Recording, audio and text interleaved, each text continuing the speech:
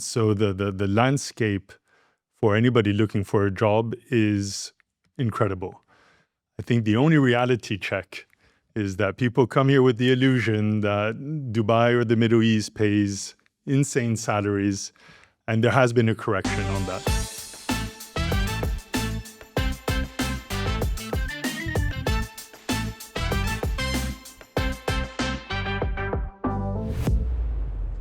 Welcome to another episode of Bayt.com, brought to you by Bayt, the Middle East #1 job site. My name is Rabea Ataya, and today I'm super privileged to have the opportunity to speak to Filip Rideau, the country manager Middle East, if I've got that right, of the Manpower group. Manpower is approximately 70-year-old company, publicly listed in the New York Stock Exchange. A global footprint, revenue of about $18 billion, and part of the Fortune 500. So I'm really looking forward to discussing with Filip today how the Middle Eastern recruiting landscape is changing, how recruiting agencies can help you find jobs, and how that's different than job sites, because people always get that confused, and where AI is taking us. And I think that will be a good start, and we'll take it from there. Filip, you've been in the region now for approximately 15 years. And one of the questions that I regularly get asked, and I have a very difficult time answering, and so maybe you can help, is what's the current state of employment in the region? How is the recruiting market? And I think most people ask that thinking, if I wanted to apply for a job today, is that a good time or is that a bad time? So I'd love to hear your perspective. Well, first of all, thank you for inviting me to this podcast. And what I can say is it's a very, very vibrant economy at the moment. There's, we've all read all these crazy infrastructure projects, World Cups being announced, expos in terms of legacy, the AI announcements, notably of Abu Dhabi, investments in technology. So the landscape for anybody looking for a job is incredible. I think the only reality check is that people come here with the illusion that Dubai or the Middle East pays insane salaries, and there has been a correction on that. And tell me a bit about that correction. Well, it's just a lot of individuals have come to Dubai without jobs. They're qualified and they're looking for work. And in the past, we had to go abroad to find talent. Today, we can pretty much find it all locally, which means that you have it here ready, available. You're not attracting somebody from London, US, Europe, wherever it may be, to come here. And they just understand, in terms of those ADNOCs of this world or those larger companies, that they've done their homework, they've done benchmarking of salaries, they've seen what those skill sets are paid across the world and are able to flatline that offer. So those statements are amazing, and there's a few things to unpack there, and I'll try and unpack a bunch of them with you. The first is, are you finding that salaries have corrected downwards, or is it that the cost of living has gone up significantly and the concept of an expat package has changed over time? So I say, again, I'm generalizing by saying the Middle East, but salaries are still competitive. They're just not those extraordinary levels that we used to hear about. Right. I remember when I first moved to the Middle East, you would hear of not very skilled individuals going into banks making $20,000 a month. Yeah, and getting kids' education and golf club memberships. Exactly. There was this concept of an expat package. Does that still exist? It does for the extraordinary skill sets. Yeah. They're really hard. And, one interesting space where we're seeing that is in sustainability, notably in engineering. Yeah. Handful of people in the world that can build a skyscraper sustainably. Yeah. And those individuals are getting it. Great. Oil and gas, same thing. You have really niche experts in their industry, but for everything else, the generalist roles, there is a correction, and they're now getting the golf memberships. They're still getting paid very well, keeping in mind that it's tax-free. Yes, the cost of living has gone up, but I think Dubai offers a wide range of real estate options and all that. So it's still affordable. You just have to go a little bit more out into the desert, but it's... And so beyond the salaries, you talked about how increasingly employers are finding talent locally. In fact, we see this at Bayt. The primary filter employers use today is country of residence. And if they find that someone isn't here, it's highly likely that person is going to be screened out. Yet as the region continues to become more attractive, I know more and more people who are looking to move here. So I have a lot of people who reach out to me. I just had a call yesterday, courtesy of a friend who said, please speak to this young man. And the gentleman wanted to move to Dubai and was seeking my advice. I'd be interested to hear what your advice would be for a sort of mid-career executive who might be living in Europe or North America, who's thinking of moving to the Middle East. Is it okay to apply to jobs remotely? Should they be doing other things?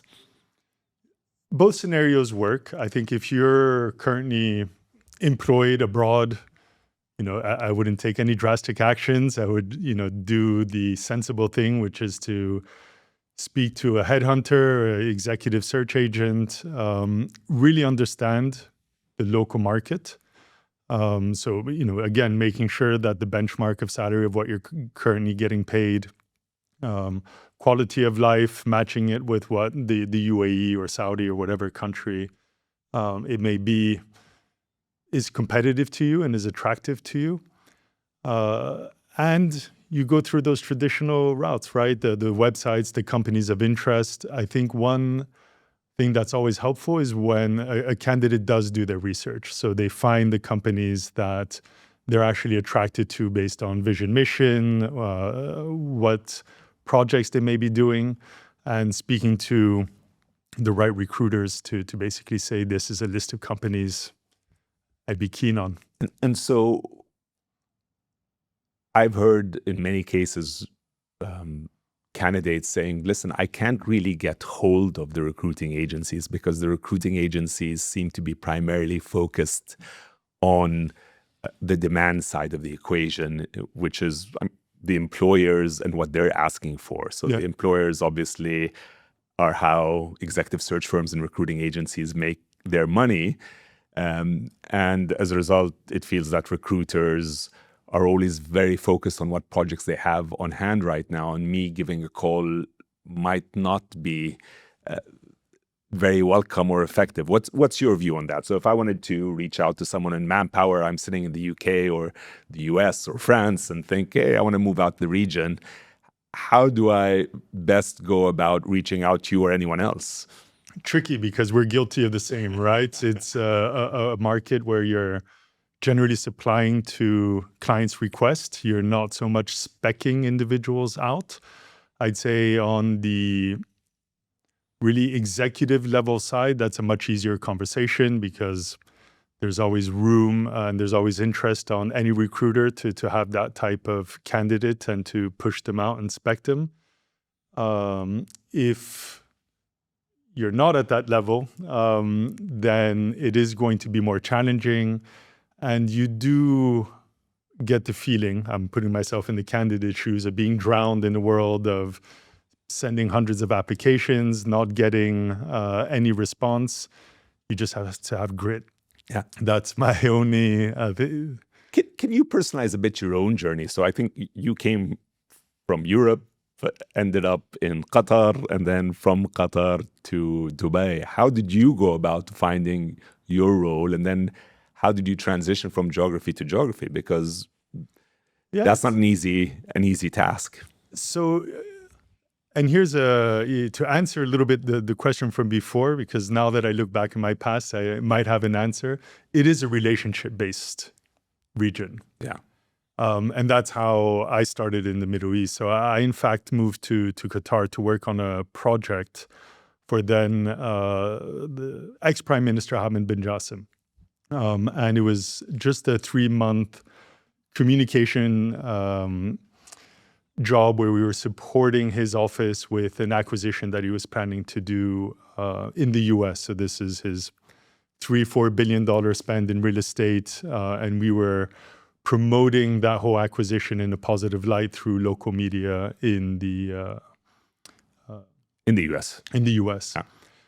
And having spent 3 months in Qatar, I said, this is the perfect life for me. Amazing. Quiet, easy, clean, safe. Still at that time, a little bit rough on the edges. Like there was Developing still. Developing. You could use Wasta. It was people were open to have connections and that dialogue. And through basically friends of friends that I made, I met an individual who was like, hey, we're looking for somebody to do this. And I decided to stay. Amazing. I'd say on anybody who's starting mid-level level of experience, I think that's one mindset you have to have when coming to the Middle East is be prepared to wear multiple hats.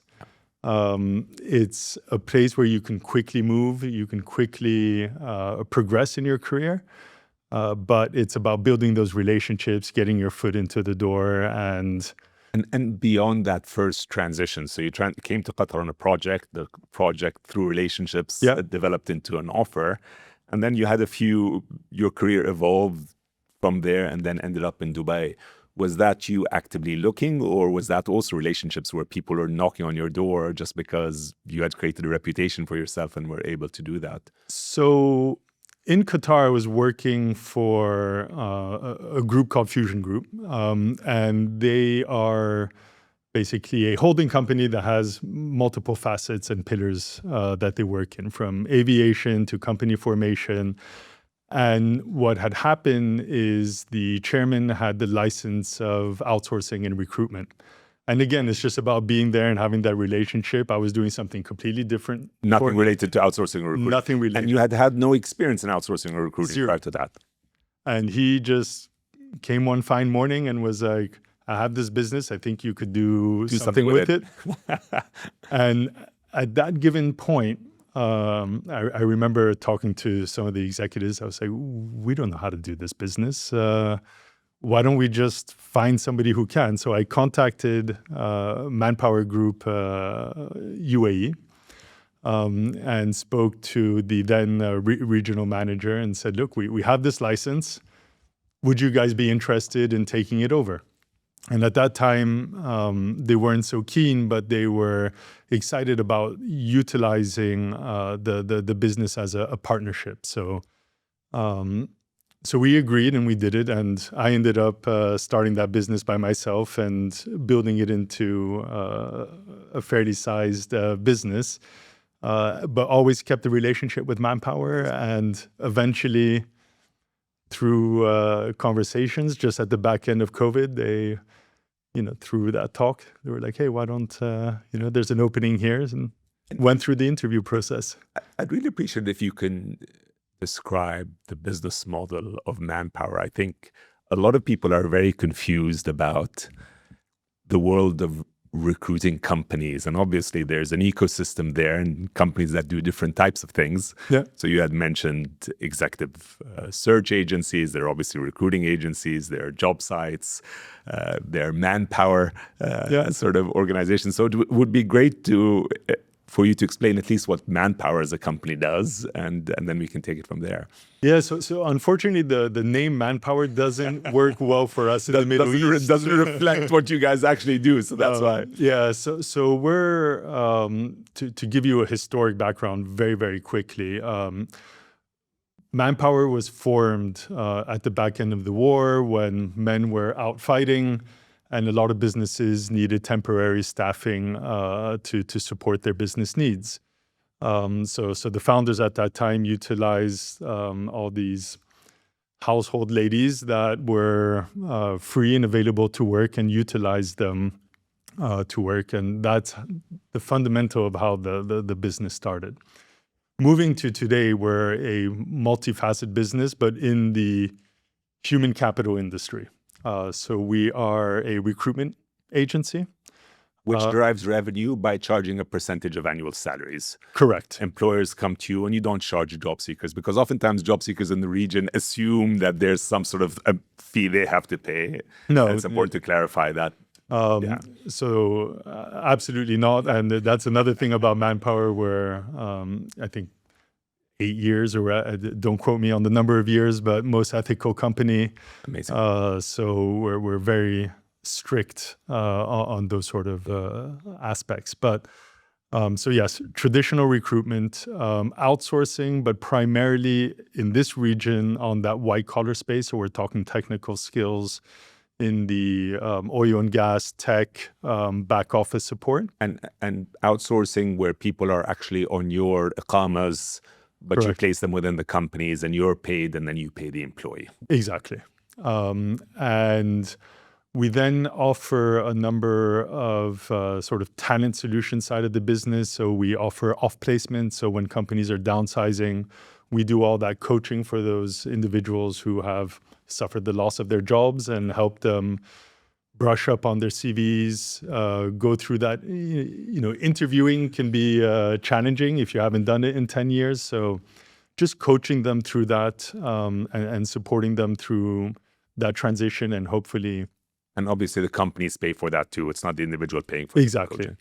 And also the opposite side, when companies are going through big onboardings and don't have the support, we can assist them in terms of following up with the employees for their 3-month, 6-month check-ins, and then doing all the assessments. So the I forget what they're called now, but the Hogan reports, the psychometric test. Thank you, to help organizations have a clear direction and path for certain of their employees, and that's it. Within that, we have RPOs, recruitment process outsourcing. So that's when an organization generally that has large volumes and low volumes.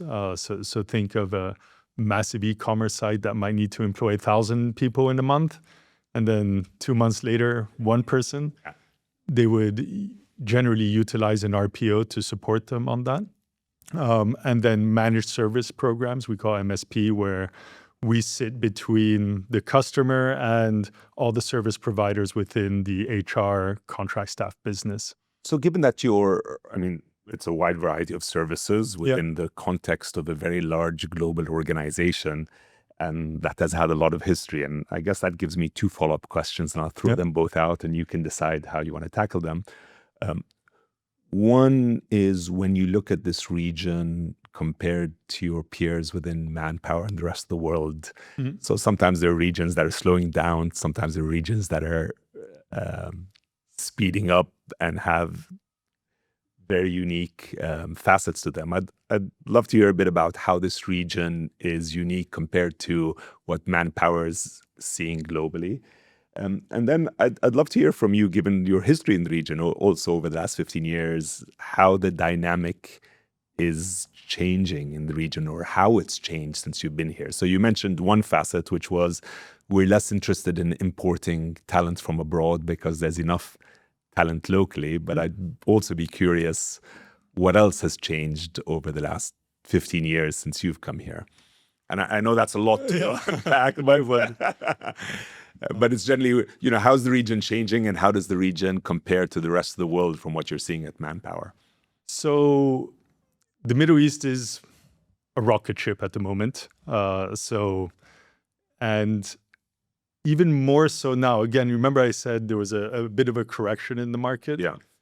There's also a outwards in approach in the organizations where I don't want to call it a mistake, but a lot of organizations heavily hired with an inflated salary. And those companies are doing well. And they're now looking back in. Rationalizing is the word. Rationalizing and wondering. And this is, I think, also an effect of COVID, right? Where a lot of that offshore side of the business didn't work during COVID. Yeah. For logistic reasons and many others. And it was decided that everything had to be localized. Everything had to be brought back. Now, we're going back to that model. So I'd say one thing that's fundamentally different to a lot of my peers is offshoring is accelerating here in terms of conversations we're having with clients. Cost-saving measures within HR departments. So how can we recruit for cheaper? How can we streamline that process and be sure to get what we need when we need it? Is also taking place very fast. So lots of tenders, lots of exploratory calls on that subject. And then the biggest difference is here when we talk blue-collar business, it's a particular industry that is unique to a particular set of business experts. Yeah, and you guys aren't involved in that. We're not involved, but in other countries we would be. Yeah. And that's simply because, in our businesses in Thailand, Vietnam, it's very based on manufacturing. So think of EV car companies, whatever it is. So there we would be doing large-scale recruitment in the segment of blue collars. If here we have zero. And I think the distinction, part of it is over there, that talent would also come from the local market and be local. Yeah. Here it tends to be expats, and that's where the manpower agencies actually come in as opposed to the recruiting agencies. Yeah. And then the last piece on that is, in terms of a shift that I'm seeing, is on the academy training centers. So we're seeing more and more demand to localize and upskill. Before was we just find from abroad, bring in, or find local expat talent to fill those spots. Now it's okay. We don't need them immediately. So let's take local Emiratis, local young grads, and let's give them the skill sets they need to be able to. And how real is localization across the market? So I know in Saudi, Bahrain was one of the first to do localization. Oman, it feels everywhere you look, you find Bahrainis and Omanis in the workplace. Yeah. Saudi took an aggressive role to localization. Yeah. Obviously, Qatar, UAE, Kuwait have different dynamics. But when you look at your business, out of every 10 projects, how many of them would end up being for locals or preferred locals today? Is that 1 out of the 10 or is that 9 out of the 10? I'd say it's 30% of... which is very significant, actually. Yeah. But that's because everybody's facing the same challenge, right? Yeah. Is to find Emirati talent or Saudi talent or Qatari talent. So generally those companies, when they approach you, it's because they're having difficulty finding it and they're going to local experts to try and support them. But that talent is difficult for anybody to find, right? And it's funny because within the industry, we always talk about the golden ticket. That's what it is. If you had 10,000 Emiratis ready to go in the skill sets in finance, tech, you'd find jobs for them in a matter of minutes, especially 5, 10, 15-year experience.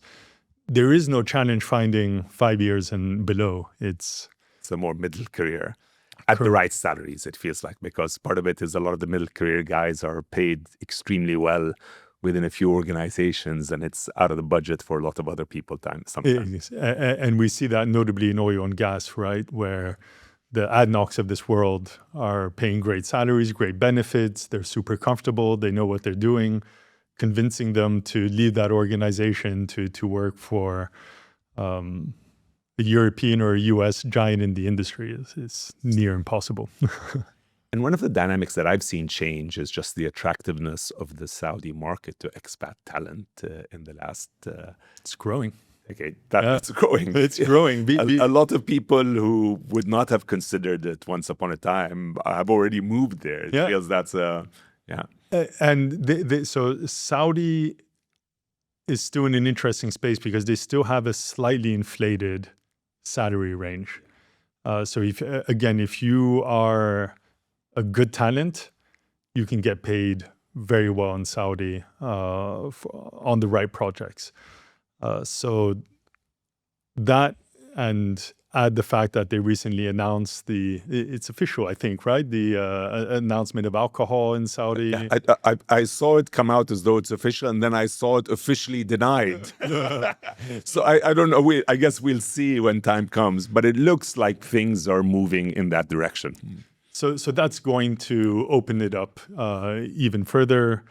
And the industries they've invested in aviation and all that is just going to attract so much foreign talent and create a expatriate community that was always there, but let's say more embedded within the day-to-day culture, a bit like UAE or Qatar. Yeah.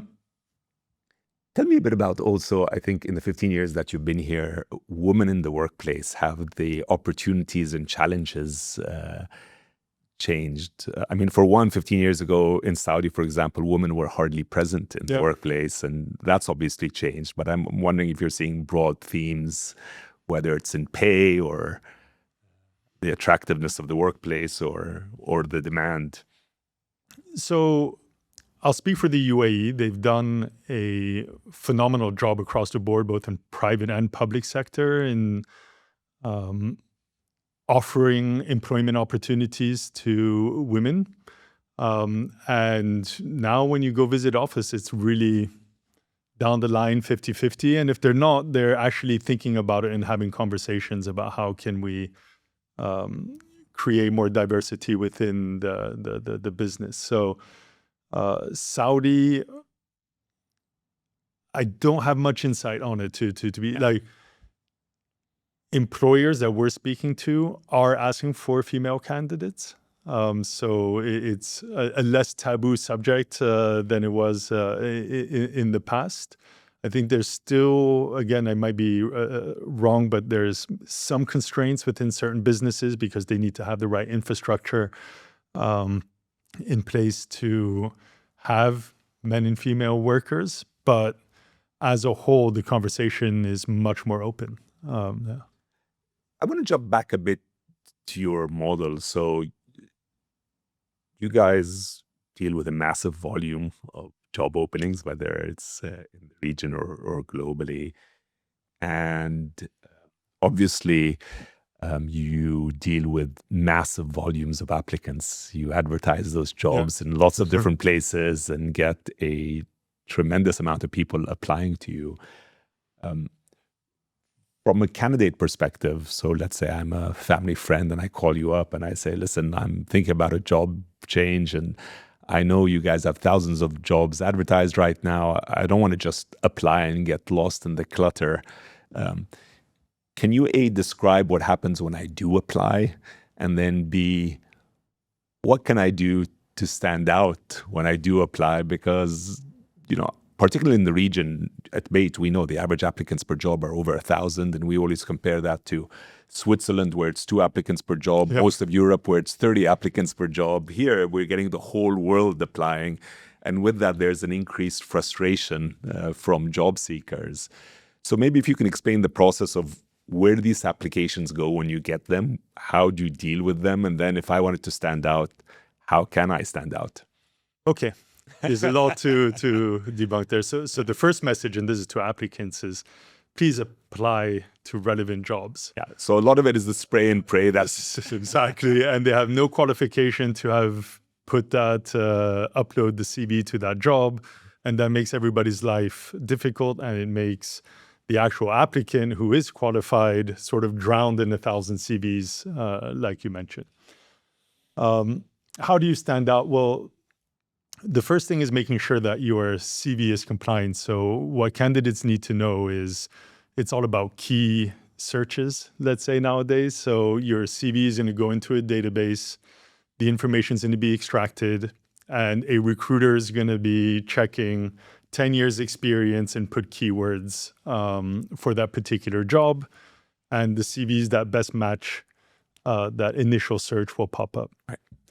At which point someone will call them up, will look at the CVs and then call them up and have an initial screening. Correct. That's the typical process. So that's critical. And again, this is a word of advice. not all beautiful CVs actually work. So a lot of people do these heavily graphic design CVs, and some CRMs that extract that information don't know how to do it. Yeah. And a long time ago, when we were both much younger, you'd mail a CV and having a beautiful one would stand out. But in a digital world, you want the right mix of keywords and easy readability. Correct. So just making sure that you use those common formats, and that you're really thinking about what a recruiter or what the job advertiser is looking for, and that goes back down to the keywords, and ChatGPT and all those other AIs, which I'm sure we'll discuss, are very helpful tools that you can prompt it and ask it, and it'll help you select the right keywords that you can embed in the CV. So that is traditional across the world, I'd say. I don't think it's different anywhere. Afterwards, how a candidate can differentiate themselves. And again, this is one request is writing directly to the country manager is not going to help your candidate. That was no good. No, it's not. Unless you're very, very lucky and that individual is particularly involved in that recruitment process. Generally, it's just deleted. And sometimes even I speak to a lot of people, they just get upset. Yeah.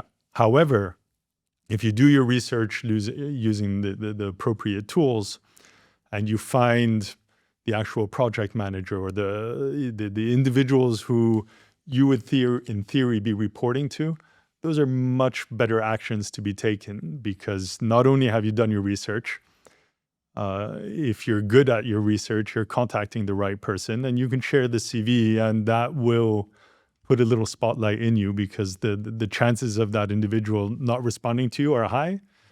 But sending your CV forward to people in culture and saying, hey, I got this profile, is definitely going to help your application process. Brilliant.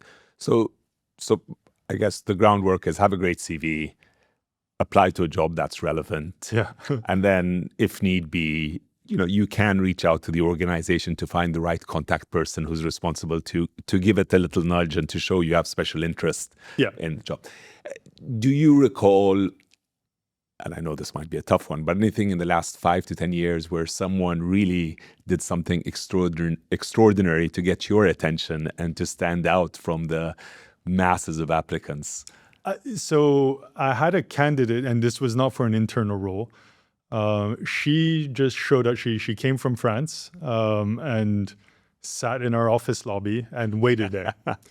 And eventually I went out to go have coffee, and she knew my name from LinkedIn or however she found it, and was like, Filip, I just moved to Dubai. I'm here with my boyfriend. Her boyfriend was outside, and I really need to find a job.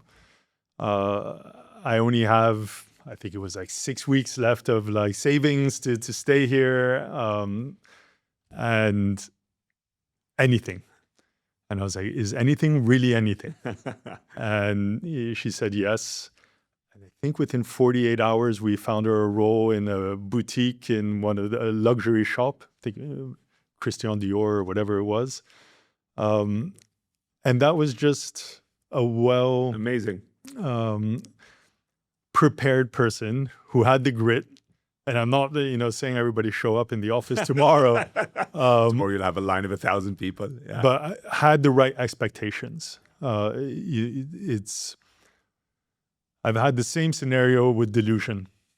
I want to be the CEO of Microsoft, and I have 5 years experience working in Python, and you're like, okay.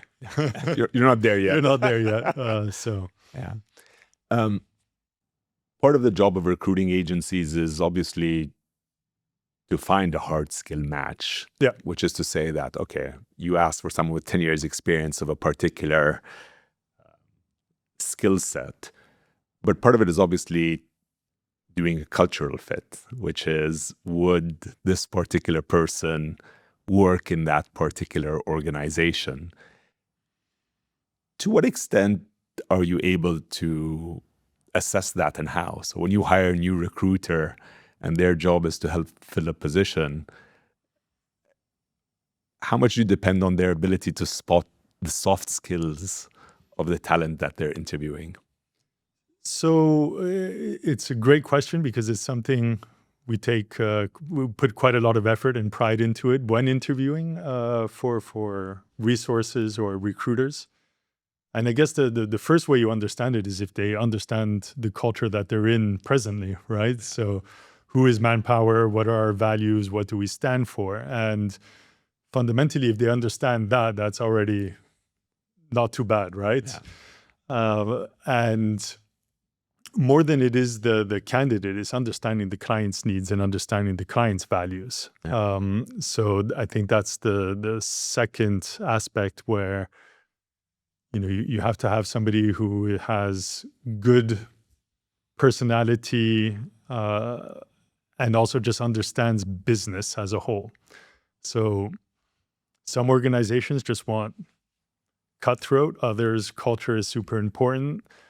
And those soft connections that you have between businesses and candidates, I guess I'm a bit old school on that. I think there's a lot of gut feeling to it. There's a lot of asking the right questions in terms of asking the candidate, what is the right cultural fit for you? Yeah. The challenge is I feel like a lot of candidates haven't had good cultural experiences in businesses in the past, so they don't know what they want. Yeah. And you end up selling the client's culture to them, saying, "Oh, Manpower is an incredible place. You get mental health days if you need it. You have all sorts of facilities in case you're overly stressed, and work hard, play hard. All those traditional chatter." Yeah. But again, I think it's a lot of gut feeling, understanding the personality, building trust with the client. That because sometimes CVs don't match; they're not perfect, but the cultural fit is great. Is great, and that's enough. So, at the executive search level, obviously these guys are paid a tremendous amount of money to present very few candidates for very high-paying jobs. Yeah. And so it feels to me like they have a lot of time to try and understand the culture of both the company and the candidate. Yeah. But when you, as you said, you might have found someone who's a store manager, an accounting manager, as well as a CEO. You've got such a huge range of projects going on. How much time are you really able to apply to trying to find the culture of both the candidate and the company? A lot. So it's not that it gets sacrificed because you have to get through higher volumes. It's still something you feel you can do well, even at volumes. You just, so there's an expression that I like to use, and it's digitalization for humanitization. Yeah. So everything that's happening in AI in our industry is going to help facilitate the speed and accuracy of a recruiter or a business's ability to find the right candidate. Yeah. But the human side of it is going to be what's key. It's that last mile delivery of that culture fit. So all of our recruiters, it's imperative for them to spend a lot of face-to-face time with the clients and truly understand what it is they're looking for, because the actual decision and what gets them paid at the end of the day in terms of commission is the placement. Yeah. And a big chunk of that decision is around the individual's cultural fit. Sure. And are there questions or a flow that you found works well for you to uncover that? So I've heard lots of different interviewers have this one question or the set of questions that they feel is their magic wand to get to the root of who a person is and whether they're apt. And obviously those one or two questions are part of a bigger tool set, but they feel they're the sharpest part of their tool set. Are there a couple of questions that you found have been very valuable in your career? Couple of questions. I like there's that traditional question, what's a weakness? Yeah. I and prefer people to answer my perfectionism or yeah. equally useless. So I generally flip it and say, what's one problem I'm going to have with you? Interesting. Yeah. And it's a more approachable way for a candidate to say, well, I could be angry. Yeah.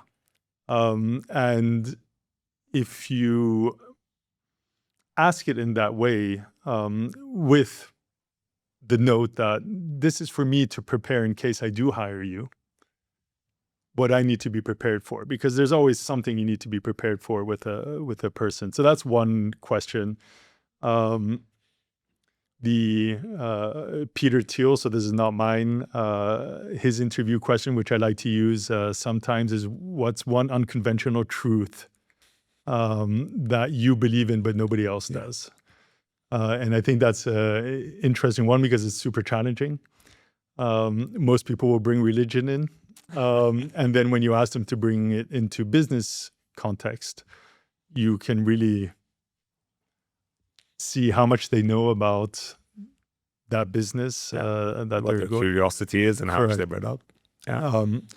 And then culturally, I think the only way to understand is case study. So if you were put in this situation, or if you were confronted with this, or if you were bullied, what would you do? How you'd handle it. Yeah.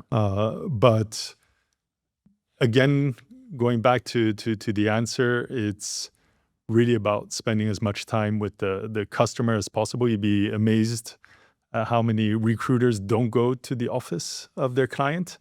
And if you don't see what the atmosphere is like, is it open space? Is it all closed offices? Is it that .com feeling where everybody's wearing sneakers and T-shirts?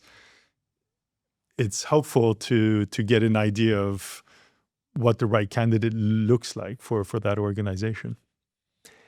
You mentioned, so we've talked a lot about getting the cultural fit right, and we talked about the hard skills, and we talked about technology helping us to fulfill the hard skills. And there was some reference to AI. I'd love to hear a bit about how you're currently using AI. And also would love to hear about, and I mean that within a recruiting context, not necessarily as Filip figuring out what his biking routine should be next week, which is also a good use for it. But so AI, how it's currently being used within your recruiting context, and what you see the near future evolving to. So where you are right now might not be where you hope to see yourselves. I'd love to hear about both. Well, it's $1 million question, right? Or billions right now. Billions. So I'd say the first thing, or the first observation, is that AI, for the moment, other than the day-to-day questions that you may ask it, hasn't really shown any organization at scale productivity. Not yet. It's starting, but anybody who's invested 500 million or $1 billion or whatever it is isn't able to say we've saved X amount or we've increased productivity by so much. And that learning curve and being in the preset of what's going to happen, because it will eventually take place, is an interesting space to be. So at Manpower, I can't talk too much about what we're doing, but really, it's reshaping the future of everything that happens in the back end, right? And it is a corporate-wide priority. Correct. And, again, not my quote, but data is a snake oil, right? It's every salesperson is talking about data, but it's the information, the end use information of that data that makes the decision-making process better, faster, more productive, and drive businesses forward. So I think for us, and I touched a bit about it at the beginning, is that all that back-end work, anything that will be automized. Anything that can be enhanced will be enhanced. Recruiters will stay, in my belief. They'll just be heavily enhanced and probably won't need as many resources or support functions than they did in the past, because AI will do a lot of that pre-screening and pre-selection. But cultural fit won't be AI. understanding the true client needs can be done by AI. And I think that human experience, that last mile delivery, will continue to be a human business interaction. So it's endless. Yeah. I think when I think about it from the context of a recruiting organization, it also has the potential not just to change the efficiency and the effectiveness of what you do, but there's also a big question about whether it changes the whole demand equation, in the sense that you're hearing all these predictions about how employment will be affected, and whether or not people need to employ as many people going forward. What's your sense of that? So and are you seeing any impact of that? So because in a lot of places, lots of very large companies have, for example, said we're not going to hire any new fresh graduates or any low-level jobs, entry-level jobs, because that can be automated with AI, and so that affects actually, your top line as opposed to your expenses. So I'd say it's true in certain industries. If you're in IT, definitely there's probably a bit of a slowdown in recruitment in the mature markets, Europe, US. But there's no firings. And what's, again, I can't speak, I'm not an IT tycoon here, but one thing that you'll notice is that a company like Microsoft, Google, whoever it may be, before, when they wanted to work on a project, they needed to hire. Now, with the same team and the use of AI, they're able to work those projects. What wasn't sustainable before in terms of cost effectiveness for that particular project is now. Yeah. Because they need 3 people, 50 AI agents, and they go about it. And productivity, cost saving still hasn't been proven in the AI market. So we know that there's going to be a redundancy at some place, at some time. Anything that's truly repetitive work, data entry, that type of work that can be automated by AI will happen. But there will be also a reskilling. There will be the need for anything that's, again, human touch, and anything that's operation model in the background, that I think will create new employment and new employment outlooks in the future. So it's not the first rodeo in the recruitment world when it comes to revolutions that was going to impact the employment world. Yeah. And generally what happens is that there's just a shift. There's a new skill sets that's needed. A personal question: how much have you integrated AI into your personal life? To what extent do you feel you're using AI engines daily? Daily. It's everywhere. So Strava, as you know, which is, now gives me AI sum up of my activity. I use Copilot, ChatGPT, helps with brushing up my emails, making sure they're clean cut, no grammar mistakes, all that sort of stuff. I use it to analyze and sum up proposals, that type of information. Yeah. It's amazing how quickly it's become interlaced in our day-to-day existence, in sometimes the most mundane ways, but also some of the most high-value things that we do. It is, and it's a super exciting time in that space, because I think I don't want to call us both dinosaurs, but that whole shape that's taking place, it's going to be so fast moving now that before we know it, it's going to be everywhere into what we in our menus in restaurants. It's going to be AI automated of what you want to eat, because it's going to see your Google searches or whatever it is. Sort of know where you are, know your habits. I mean, it's amazing how increasingly even the AI is keeping the context of every single question you've asked before and is able to answer with that framework. It really is becoming, for most people, a very trusted advisor, friend. And it'll be interesting at which point people actually let it make decisions on their behalf because it's become so trusted. Have you ever asked whichever service you use, who am I? I have not, but I did an exercise once where my family members had been trying it around and said, try it, which was draw an image of me, and which was really interesting. In my case, I hadn't given it a lot of personal information, so it wasn't accurate. But for example, the younger members of our family, it was crazy. It would first draw a very like image of them, and then all of their interests would be around them. So if someone was playing football, it would be about football, the books they studied, the type of home. So it was a very interesting insight into what it knows. But what was your experience? It was unreal. It was so accurate. In a scary way, or did you were you welcome? Ultra accurate. Yeah. So obviously that this would make sense and shouldn't be too hard. But it knew what industry I worked in. It knew my hobbies. Yeah. So that I like cycling. Entrepreneurial, these sort of industries, these types of businesses. You like reading these books, and it just really built. A profile / case study on who I am as an individual, where it was flattering. Yeah. I mean, if that's what a commercial company knows, you can imagine what the intelligence agencies around the world know. Exactly. It's a bit scary. I have some, and I'm trying this for the first time, some rapid fire questions. All right. I know we're sort of coming to the end of our time, so it'd be wonderful to try and get through them. So first one, biggest misconception about the recruitment industry. Oof.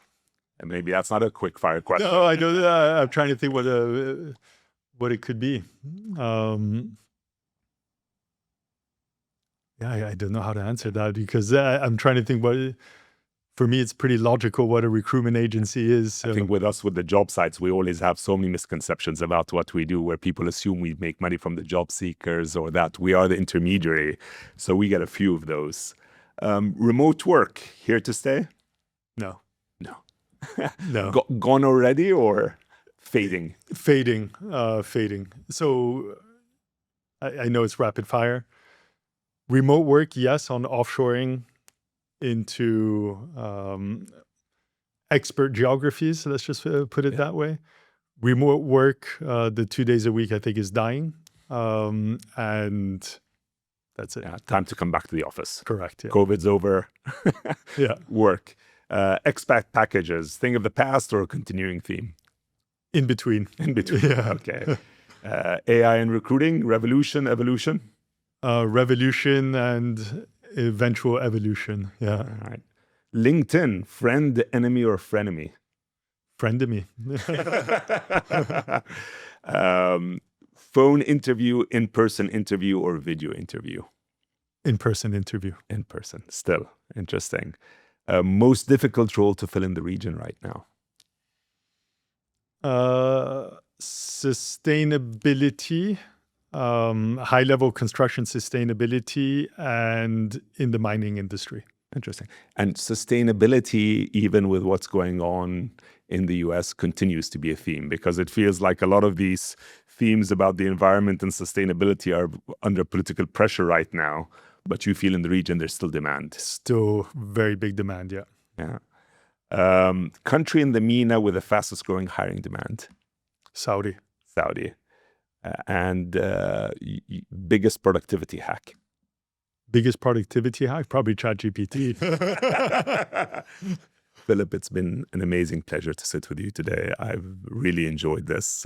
You've painted a great picture of how the region is changing, how much more important it is for talent to be up to the mark, particularly given, I guess, less reliance of expat talent from abroad and increased volumes of applicants, and just a really buzzing, dynamic market. And I think the concept of doing what you've got to do, being thoughtful about it, applying to the right jobs, building the right CV, but also knocking on the occasional door so that you do stand out.